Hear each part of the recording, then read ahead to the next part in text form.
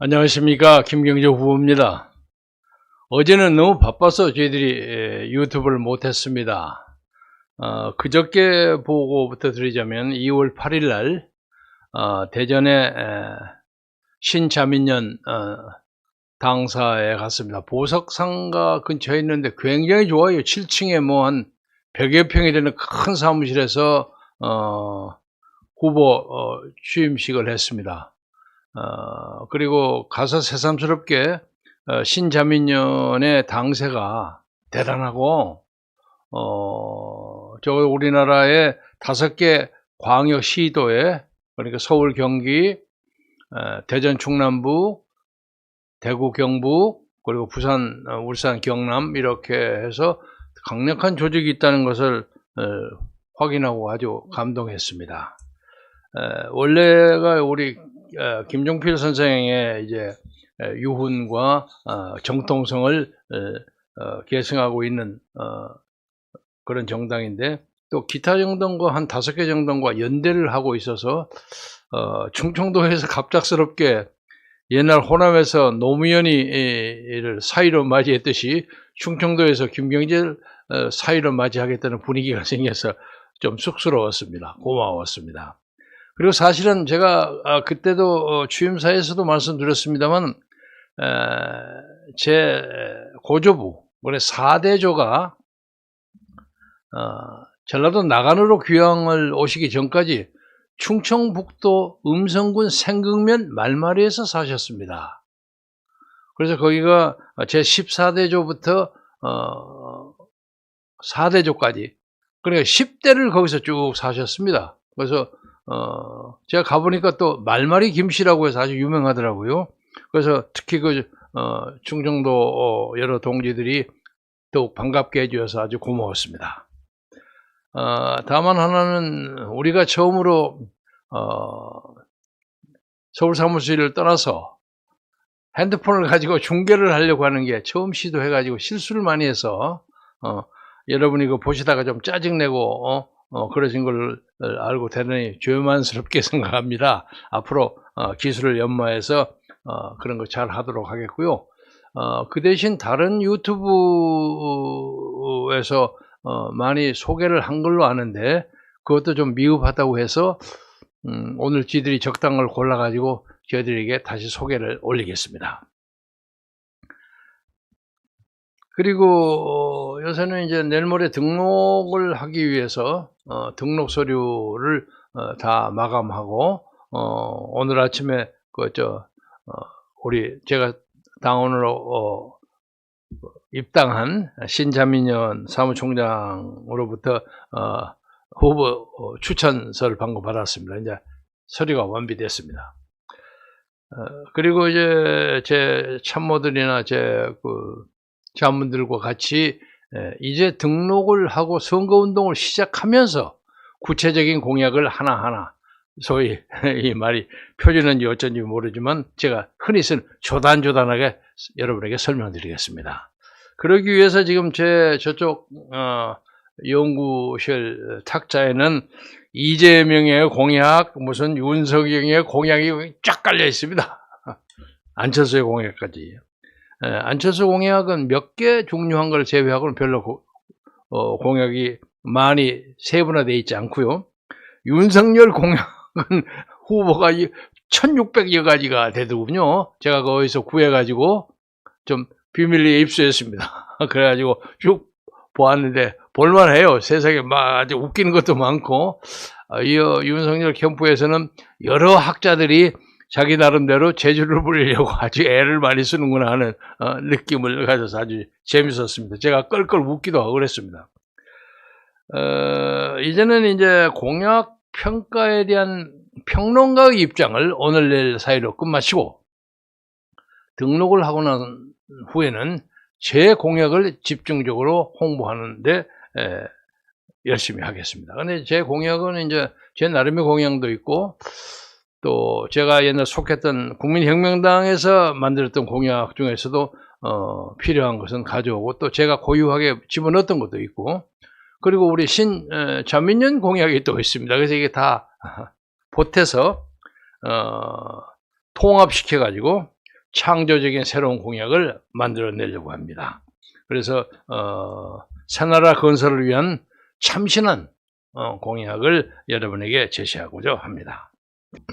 오늘 아침에 보니까 안철수 후보의 행방이 아주 오묘합니다. 안철수 후보가 안민석 같은 안씨여서 좀 친구가 있는지 모르겠습니다만, 안민석 의원의 폭로라고 할까, 제보에 의하면 지난 한 달 동안 이재명 측과 열심히 물밑 대화를 했다는 얘기를 듣고 한편 놀라우기도 하고 한편 그러려니 하는 생각도 가졌습니다. 우선 안민석과 안철수는 같은 안씨여서 무슨 통로가 있는 모양이에요.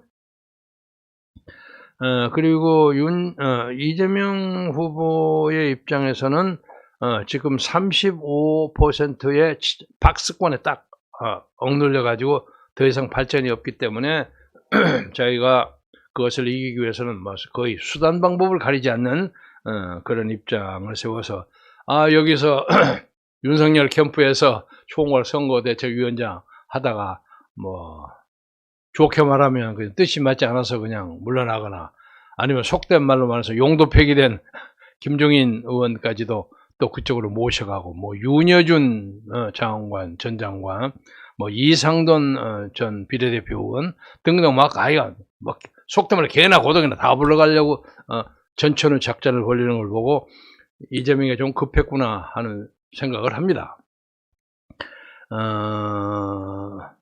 그래서 그 사람들이 그럼에도 불구하고 천연덕스럽게 낙관을 하고 있는 것은 무슨 부정선거에 대한 아주 교묘한 세팅을 해놓았다는 정보들이 있습니다. 그래서 우리가 심각하게 그걸 따져야 하는데, 아직은 증거를 잡지 못했습니다만은, 이 문제에 대해서는 국민의힘 의원들이 단일화하는 데만 신경을 쓸 것이 아니라 이런 문제에 대해서 직접 중앙선거관리위원회에 가서 확인하는 그런 절차를 현역 의원이 할 수가 있는 것입니다. 근데 왜 국민의힘은 도대체 선거 부정선거 문제에 대해서는 한마디도 안 해요. 정말 웃겨. 그래서 다시 한번 권고합니다. 그 문제에 대해서 체크를 하지 않으면 아무 소용이 없을 것입니다. 그래서 저는 안철수 후보가 옛날 한때 같은 당을 해보았던 이재명 쪽 사람들하고 더 대화가 잘 된다고 생각을 하고, 두 번째는 저쪽에 이재명이라는 사람이 워낙 그 토착 비리가 많이 터져가지고 그냥 막을 수가 없죠. 막 튀어나오는 거죠. 그러다 보니까 자기가 자연스럽게 그쪽에 리더가 될 수 있지 않을까 하는 생각을 하는 것 같아요. 그리고 이쪽 윤석열 쪽에는 지난번에 오세훈 시장 도와줬는데도, 진심으로 도와줬는데 제가 그때 높게 평가했어요. 그런데도 몇 사람 스카우트 하는 것 외로는 특별하게 안철수가 대접을 받지를 못했어요. 서운했을 겁니다. 그래서 그런 문제에 대해서 이쪽하고는 해봤자 본전 장사도 안 된다는 생각을 하지 않을까 하는 생각을 해서, 이 사람의 향배가 아마 이번 주 내외로 결정이 될 겁니다. 저들도 그것에 맞춰서 능신능굴하게 대책을 강구하려고 합니다. 그리고 그동안 쭉 흔히 이제 우리 측에서 주도했지만 이재명과 윤석열이가 사실상 문재인 대통령의 제1후보, 제2후보다 하는 것을 열심히 얘기한 적이 있어요. 근데 그것이 아마 윤석열이가 좀 아팠던 모양이에요. 그래서 어디 가서 문재인은 참 좋은 사람이라고 칭찬을 하다가도 갑자기 어저께는 정권을 내면 문재인 정권을 적폐를 조사하고 청산하겠다 하는 얘기를 했어요. 그거 당연한 거죠. 적폐청산이라는 것은 만약에 이재명 후보가 당선된다고 해서 문재인을 완전히 봐줄 것 같습니까? 천만의 말씀, 5천만의 공덕이에요. 아마 더 심하게 할 겁니다. 자기의 입장을 공고하게 하기 위해, 정치적인 입지를 강화하기 위해서 난 그러리라고 봅니다.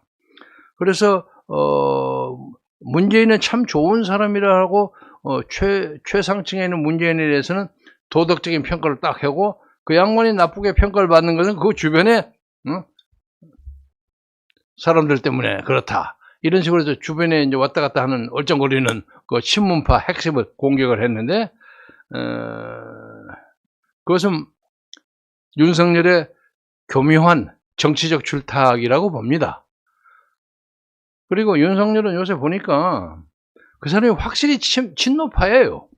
친노파고 자기 부인이 얘기하지 않았습니까? 노무현 대통령 세상 떠났을 때 뭐 하루가 이틀인가 막 울었다는 걸 보고 아니 심정적으로는 그쪽에 가까운 것은 분명하고 또 그걸 반증하는 것이 민주당에 들어가고 싶었는데 자리가 마땅치 않아서 국민의힘 왔다 그러지 않았습니까?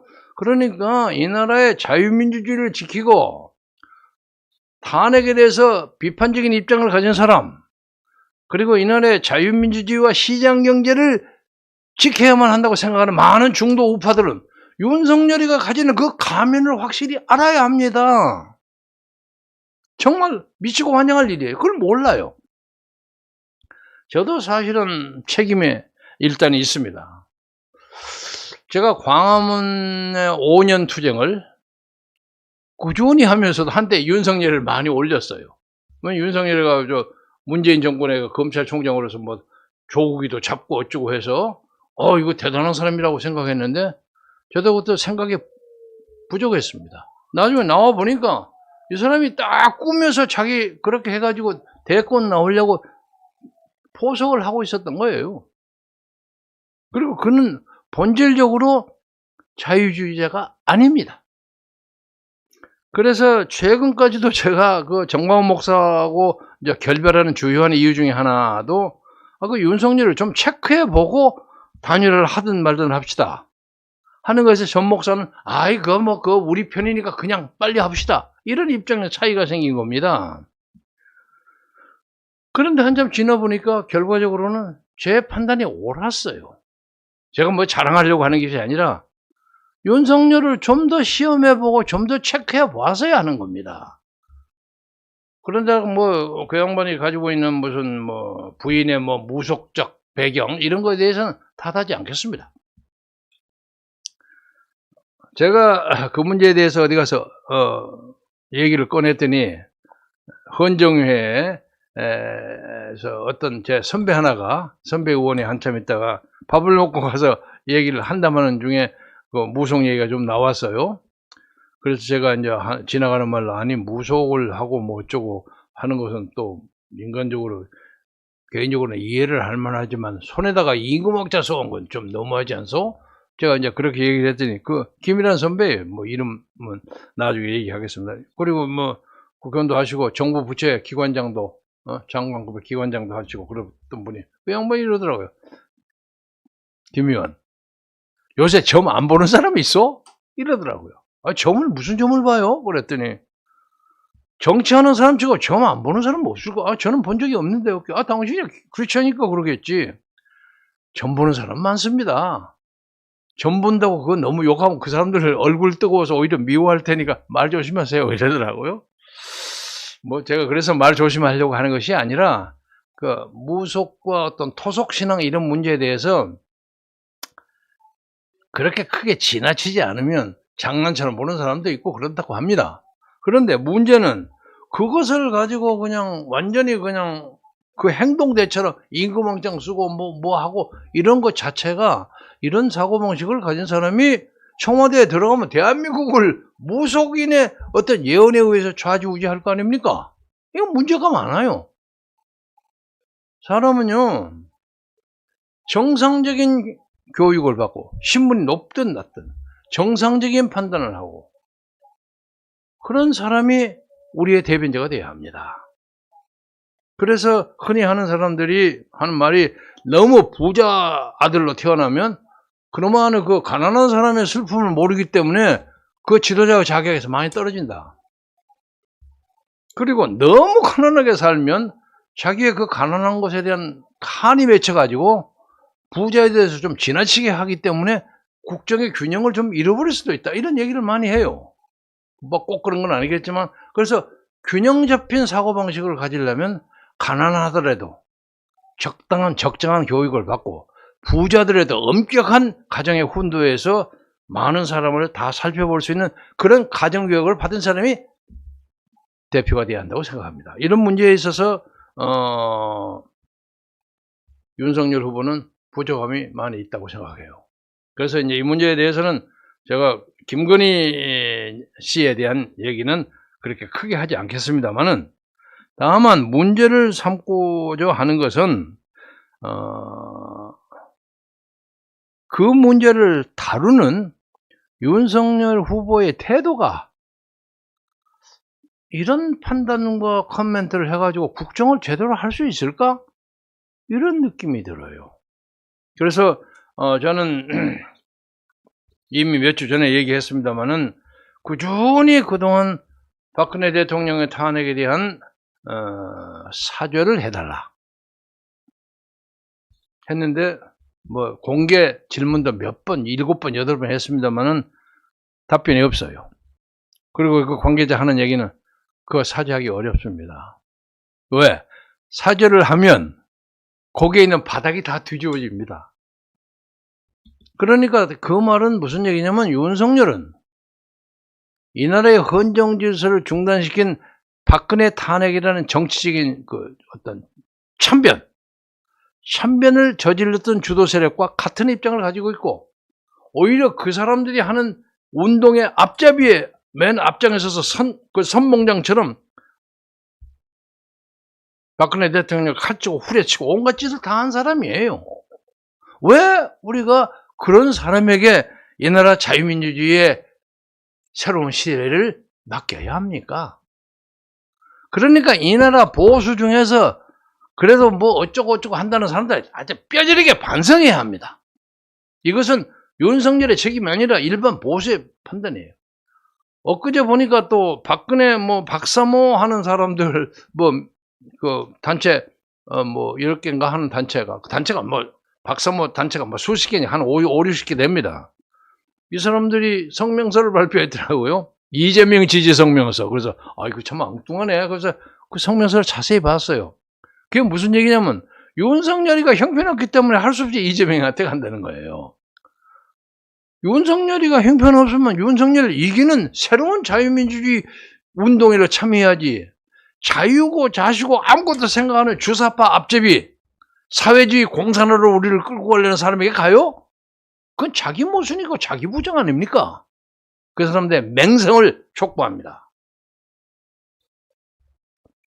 그리고 단일화 문제에 대해서도 제가 윤석열 후보가 그 문제에서 사죄를 하면 지지하겠다는 것을 제가 2주 전에 폐기했습니다. 저는 어떤 경우도 윤석열과 그쪽하고 단일화하고 나발이고 속된 말로 미안합니다. 일치하지 않겠습니다. 그리고 그들의 정체는 이미 드러났습니다. 그래서 더 이상 그들하고 대화를 하는 것이 의미가 없다. 그리고 박근혜 대통령도 오늘 현재까지 연락이 두절된 상태입니다. 어디 시장 장 보러 간다는 어머니가 형수가 집안에 아직 돌아오지 않는 그런 입장인데, 해질 얘기인데 언젠가 돌아오시겠죠. 언젠가 우리 앞에 나타나리라고 생각합니다. 그래서 기다리지 않고 우리들은 우리 갈 길을 먼저 가겠습니다. 저는 감히 말씀드리자면, 지난 5년 몇 개월, 6년간 광화문에서 눈 오거나 비 오거나 춥거나 아우성 치면서 박근혜 대통령의 탄핵을 반대했던 그 수많은 광화문 세력을 감히 대변한다고 자부합니다. 그런데 광화문 세력은 굉장히 다층적인 사람이에요. 정광훈 세력도 있고, 종교 세력도 있고, 고교연합도 있고, 일파만파도 있고, 자유연대도 있고, 많아요. 해병대 장성론도 있고, 그리고 또 가끔 항상 자기 나름대로 포례하는 조우진의 우리 공화당 세력이 많습니다. 그런데 그 중에 돈이 제일 많은 정광훈 세력이 주요한 무대를 차지했고, 그래서 가장 중심 세력처럼 보였고, 또 인청도 가장 많았다고 인정합니다. 그리고 저는 또 그전에 몇 차례 어디 가서 말씀드렸습니다만 김문수 지사와 제가 개인적으로 참 친했어요. 김문수 의원의 강청으로 광화문에 그 연설자로 나타났다가 정광훈 목사하고 친교를 가지게 됐습니다.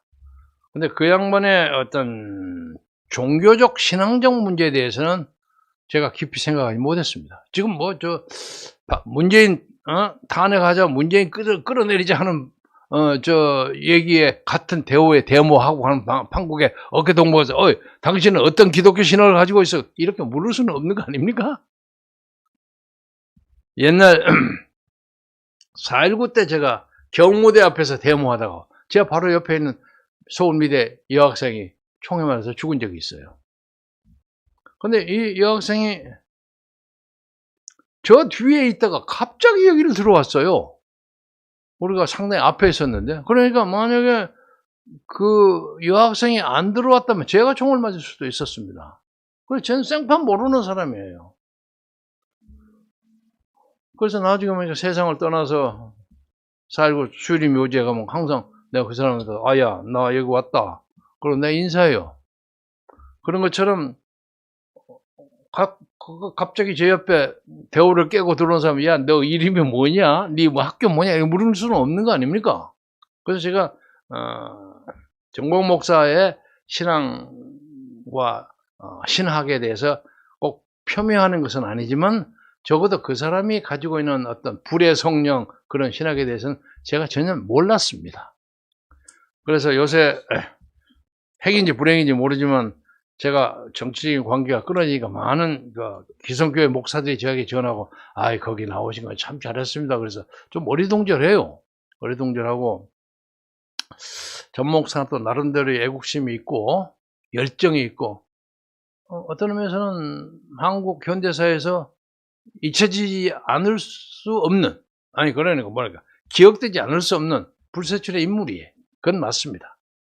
그런데 요새 가만히 보니까 하도 이제 성도들이 와서 그냥 목사님 하고 하니까 자기 절제가 좀 부족했던 것 같아요. 그리고 이제 헌금도 많이 내고 하니까 그 실력으로 이제 대한민국 전기를 쥐락펴락 한번 하고 싶은 생각도 다 가질 수 있는 거죠. 그러다가 보니까 말을 하자면 단어를 사용하는데 세종대왕한테는 꾸중을 받을 만큼 단어 선택을 함부로 해요. 그래서 저는 그 분노 조절 장치가 미흡하다 하고 봅니다. 사람은 꼭 그렇지도 않은데 탁 터지는 것이 욕이 먼저 나와요. 옛날 꼬마 때 시골에서 살면서 그냥 함부로 했던 그런 욕이 입에 붙어 있어요. 그래서 제가 별로 탓하지 않습니다. 이제 그건 더 이상 얘기하지 않겠고요. 다만 그 밑에서 먹고 사는 사람들이 심심히 저를 그냥 동네 북처럼 조금씩 갈구고 핥히고 하는 그런 조아무개니 김아무개니 하는 사람들이 있는데 내가 그 사람들하고 따질 만큼 그렇게 한가하지 않습니다. 그래서 많은 사람들이 그걸 듣고 왜 그거 가만두냐 그래서 간둬라 그들의 하나님이 그들을 심판할 것이다. 그리고 맙니다. 그래서 저는 아까도 말씀을 요약하자면 광화문에 지난 5, 6년 동안에 광화문 광장을 채웠던 1200만 이상의 자유와 민주를 사랑하는 국민들. 그래 특별하게 대변자가 별로 많지 않아요. 그래서 제가 혼자만 대변한다는 건 아닙니다. 대변자 중에 한 사람임을 자처하고. 그리고 이 나라에서 자유민주주의를 지키기 위해서 몸소 힘을 바쳐서 만든 한국 자유총연맹 350만의 우리 회원들. 우리 저와 깊고 뜨거운 관계를 가지고 있습니다. 근데 다행인지 불행인지 저를 쫓아내고 문재인 대통령이 자기 대학 동기동창을 거기다가 제 후임으로 박았어요. 근데 이 양반이 건강도 좀 좋지 않았고 그런 점은 있었습니다만 너무 내놓고 문재인을 찬양 고음하다 보니까 그냥 몇십 년 동안 옛날부터 하자면 6.25 때 총 들고 가는 나가서 싸웠던 그런 용맹한 전사로부터 20대 학생까지 많이 있는 사람들에게 너무 비위가 상하게 만들었던 것 같아요. 그래서 그 덕인지 어쩐지 모르지만 아직도 사회총연맹의 열성 명문들은 저에게 꾸준히 연락을 합니다. 그리고 어느 지부장이나 이런 사람들 저에게 철탈함 이거저거 많이 보내주고 끝없이 동지적 결속을 가지고 있기 때문에 저는 한국 자유총연맹으로 상징되는 이 나라의 진정한 보수 자유주의자들의 대변자임을 자임합니다. 그리고 또 꼭 붙이자면 제가 뿌리가 깊지는 않지만 호남에서 태어난 사람, 호남인인데 호남 사람들이 한때 저에게 좀 서운하게 한 것은 있어요. 주자식 말이야. 김대중의 최고 참모 중에 참모인데 어떻게 그거 때려치고 말이야 박근혜한테 가버렸냐. 배신감이 있었을 겁니다. 그러나 그것은 그 사람들은 내놓고 김경재의 그 고난과 그 어떤 비극 이것을 잘 이해하지 못하기 때문에 그렇습니다. 딱 하나예요. 평양을 갔다 와서 대통령 밀사로 갔다 와서 김대중 대통령이 이거 돈 주면 안 됩니다. 그리고 어지간한 건 제가 양보하죠. 그러나 이건 결정적인 문제인데 이거 하면 부메랑으로 선생님 걸립니다. 나중에 제가 사석에서 선생님이라 불렀습니다. 한 40년 모시고 있었기 때문에. 그래서 제가 속된 말로 팽당했다고 합니다만 대판 싸먹어 결별했어요. 대판 싸먹어 결별했어요. 그러나 그 양반이 세상을 떠나실 때 인간적으로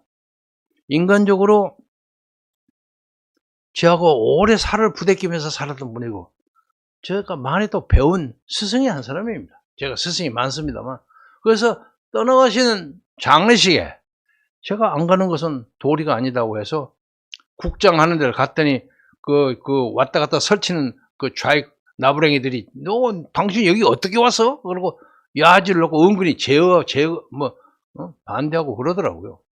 그래서 제 참모들 몇 사람 데리고 기차 타고 목포로 내려가서 목포에서 배 타고 그 양반이 태어나던 하이도 자기 생가에 가서 그 양반을 쓸쓸하게 허전하게 보내드렸습니다. 그래서 제가 그 양반의 소년 때 바라보았던 그 바다, 그 집에 있는 바닥 싹 보입니다. 바다를 보면서 내가 그랬어요. 그 선생님이 잘못이 많이 있겠지만 그래도 참 이 나라에서 잊을 수 없는 인물 중에 하나인데 아니 그때 그 돈 보내는 것만 좀 안 했으면 얼마나 더 좋은 평가를 받았겠습니까? 나는 그거 반대했다고 저는 반대했다고 온갖 수모와 불이익을 당하면서 전 정치를 불황아처럼 떠다니는데 이게 무슨 비극입니까? 그러니까 김대중 대통령이 북한에 돈을 받았던 그 돈이 꼭 핵무기를 만드는 데 사용했다는 구체적인 증거는 없지만은 많은 사람들이 그렇게 생각할 수밖에 없어요. 그렇잖아요? 그것만 안 했으면 그때 고난의 마지막 부분이었어. 김정일이가 훨씬 더 부드러운 자세로 대남 협상에 나왔으리라고 저는 생각합니다. 세상이 달라졌으리라고 생각합니다. 그리고 또 말씀드립니다만은 나는 북한의 김정은이한테도 얘기해요. 김정은이 지가 아무리 기고만장은 한다고 할지라도 지가 지금 빵빵 쏘는 탄도 미사일 이런 거 있죠? 그것을 남한 어디에 던질 수 있겠습니까? 말도 아닌 소리. 저는 알아요. 절대 못 던져. 절대 못 던져. 그것이 혹시 미국을 압력을 하고 미국의 협박을 하는데 도움이 될 수는 있으리라고 봅니다만은 이게 발리스틱 미사일이 대륙간 탄도로 해서 미국의 워싱턴의 샌프란시스코를 때려버릴 수 있다면 미국 놈들 겁내니까. 그러나 어떤 경우도 그것을 대한민국 서울이나 세종시나 이런 데 못 떨어뜨립니다. 두 가지예요. 하나는 떨어뜨리는 순간에 15분 사이에 15분 내에 평양과 그 근처는 멸절됩니다. 멸절. 없어집니다.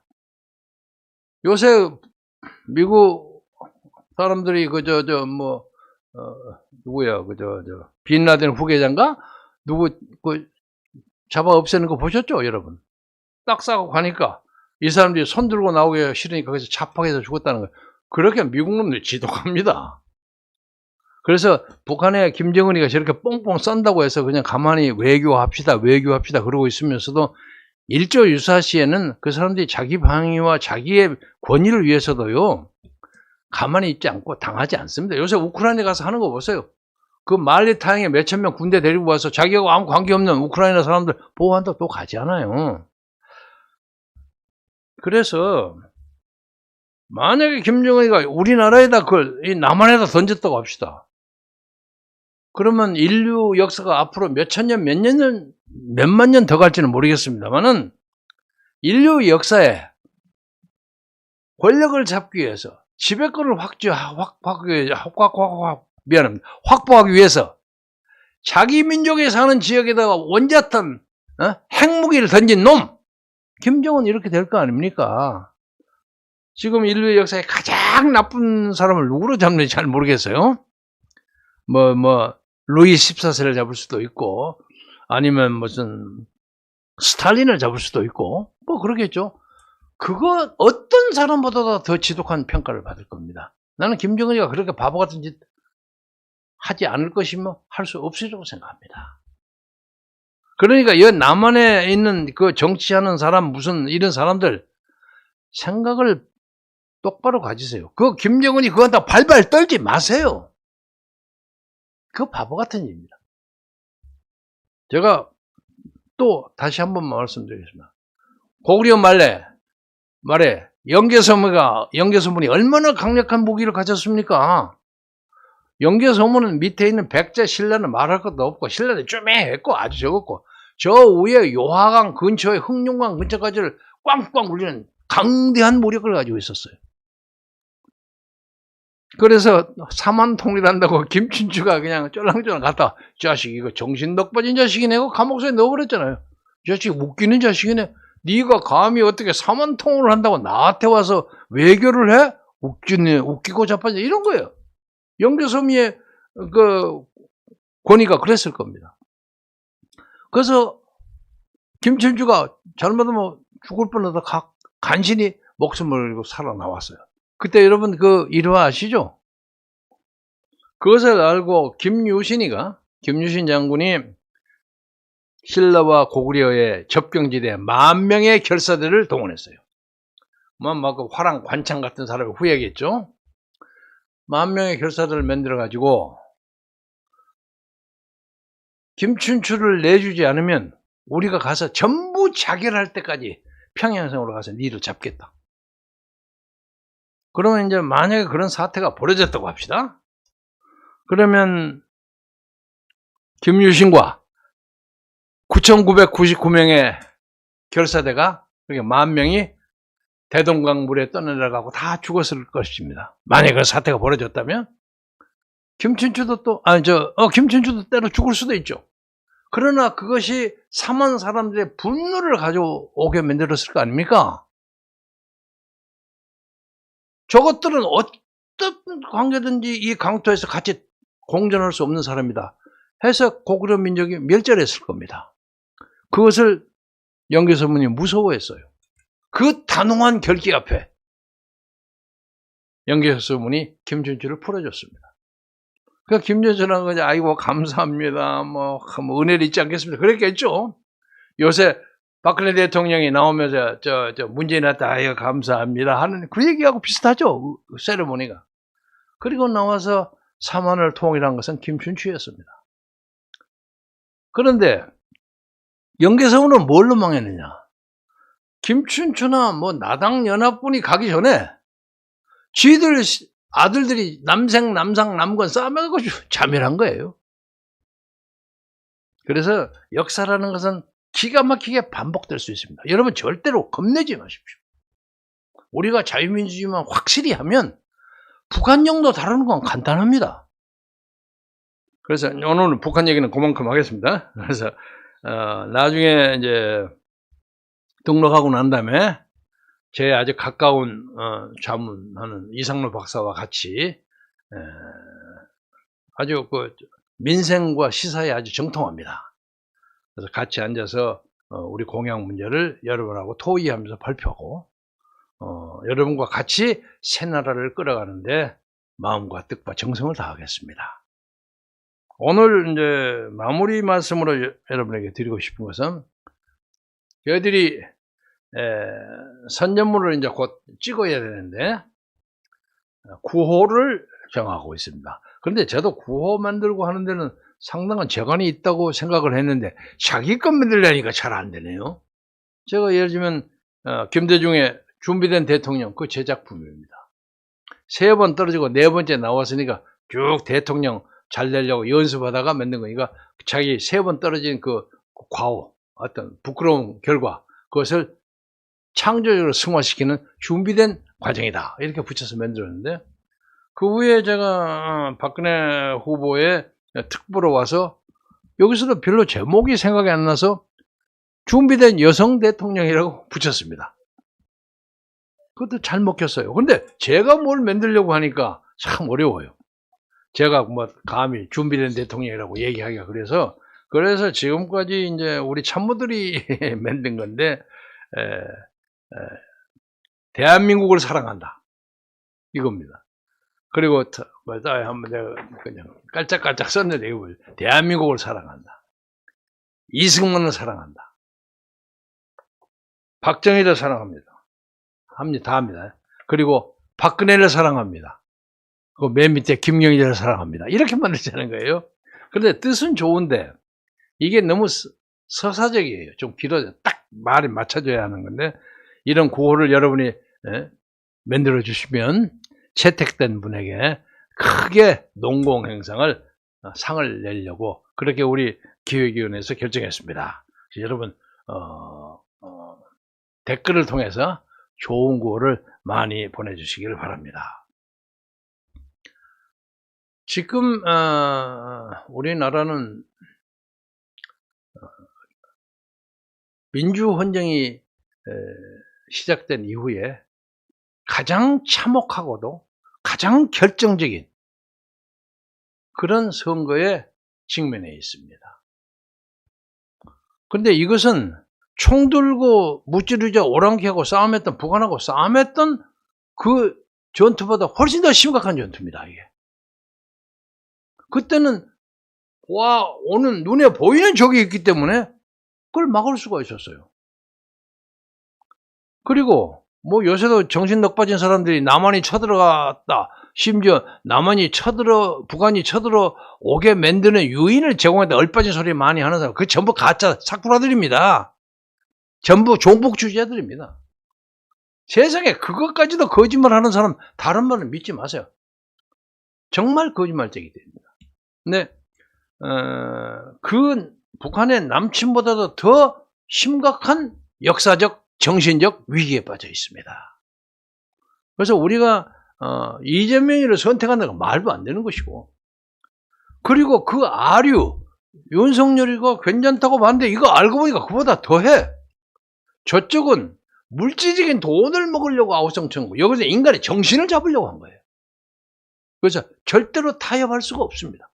그래서 우리는 안철수가 어디로 가든 말든 지금부터 20 며칠 남은 동안에 한국의 정치 사상에 새로운 기적이 나오리라는 굳은 믿음을 가지고 하나님의 명령에 따르며 기도하는 자세로 이 길을 가겠습니다. 제가 기도하는 마음으로 얘기한다고 해서 예수를 믿지 않는 하나님을 믿지 않는 분들이 좀 서운하게 생각하시지 말기 바랍니다. 저는 아까 좀 빼려다가 그냥 다시 말씀드리는데 250만의 강력한 조직을 가지고 있는 천태종의 수장하고도 형님 동생하는 사이입니다. 제가 거기를 참 생후 처음으로 갔더니 그 어르신이 나 당신 비디오 참 많이 봐요. 나는 우리가 천태종이 호국불교로서의 발언을 해야 한다고 생각합니다. 이런 식의 말씀하고 저하고 사진 찍고 근데 제가 일부러 사진 공개 잘 안 했습니다. 그 안에 또 반대파가 있을 거 아닙니까? 그 후에 뭐 윤석열이도 가고 뭐 이인영 통일부 장관도 그 전에 가고 막 왔다 갔다 해서 천태종 그 마음 잡으려고 막 온갖 짓 다 하는 거 다 알고 있습니다. 그러나 그리고 그 관계를 맺던 어떤 스님, 이름은 얘기 안 하겠습니다. 저한테 있습니다만, 스님이 아침, 저녁으로 저에게 그 좋은 불법 메시지를 꾸준히 보내주십니다. 그래서 저는 천태종을 믿는 신도들의 양심과 호국불교의 정신을 존중하고 기대합니다. 그래서 제가 지금 아주 미약한 것처럼 보입니다. 저도 인정합니다. 선거를 많이 해봤기 때문에 압니다. 그러나 그 결과는 창대할 수 있습니다. 그리고 현재까지 펀드는 약 2억 가까이 들어왔습니다. 그런데 돈이 좀 급하니까 여기 펀드 인포메이션 띄워주세요. 예. 돈이 급한 게 제 오촌 조카한테 인쇄비를 보냈는데 전화가 와서 삼촌 지금 이 보내준 돈은 종이값의 반밖에 안 됩니다. 더 보내주셔야 합니다. 저는 1원도 먹지 않겠습니다. 보내주십시오. 그래서 제가 지금 그 돈을 추가로 급히 보내야 할 그런 입장이 돼서 여러분이 펀드를 이용해서 저에게 좀 후원을 해주시면 이자 1.5% 붙여가지고 반드시 감사한 마음까지 실려서 여러분에게 돌려드리겠습니다. 그리고 이것은 3월 9일 선거가 끝나고 난 다음에 3월 10일부터 금년 8월 30일 사이까지 제가 갖다 드리도록 되어 있는데 그렇게 뭐 3월까지 8월까지 길게 할 것이 아니라 집을 적당히 정리하고 빨리빨리 돌려드리려고 합니다. 그리고 이제 집을 팔기가 좀 어려우면 요새 좋은 거 전세 있잖아요. 제가 좀 적은 데로 옮기고 그거 하는 거 문제도 아닙니다. 여러분 저를 믿으시고 도와주시면 대단히 고맙겠고요. 그리고 또 신점 있는 동지가 너무 많아가지고 어제 그 양반들 접대하고 밥 먹고 하느라고 방송도 못했습니다. 지금도 저 밑에서 2시인가부터 이제 전국의 지구당 책임자들 밀려온다고 좀 사무총장이 즐거운 비명을 부리고 난리 났습니다. 그래서 그 양반들 접대하고 또 그 양반들 공식적인 활동비 이런 것을 하기 위해서는 급하게 돈이 좀 필요합니다. 그래서 큰맘 먹고 저를 도와주시면 그 은혜를 잊지 않겠습니다. 그리고 이제 거기에 이제 큰 돈을 내기가 좀 어려우신 분은 후원의 농협 통장에 꾸준히 뭐 5만원, 만원짜리도 많아요. 만원, 5만원, 3만원, 10만원 꾸준히 보내신 여러분들에게 진심으로 감사드립니다. 그래서 저는 꾸준히 이 적은 돈이요, 수가 굉장히 몇백 명, 몇천 명 가까이 됩니다. 많습니다. 이걸 보면서 제가 상당한 사람으로부터 마음속으로 사랑을 받고 있구나 하는 그런 뿌듯함, 흐뭇함을 느낍니다. 제가 끝까지 잘 갈 수 있도록 시시하면 시시하는 돈 문제 때문에 그냥 문득문득 쓰다가 플래카드도 잘 못 만들고 명함도 잘 못 만들고 그냥 이렇게 하는, 그렇게 안 되도록 여러분이 도와주셨으면 대단히 고맙겠습니다. 다시 한번 펀드를 올려주세요.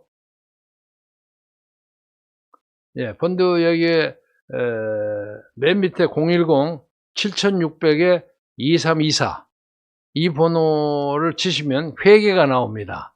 회계가 나와서 돈을 어떻게 보냈으면 우리가 문서를 어떻게 해서 만든다 하는 게 다 설명이 나옵니다.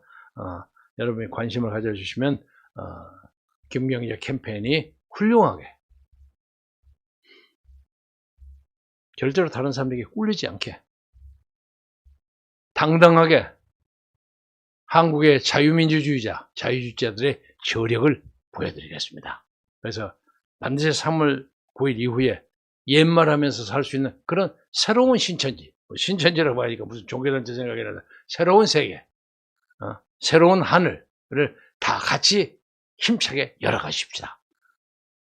건강하시고 행복하시기 바랍니다. 감사합니다.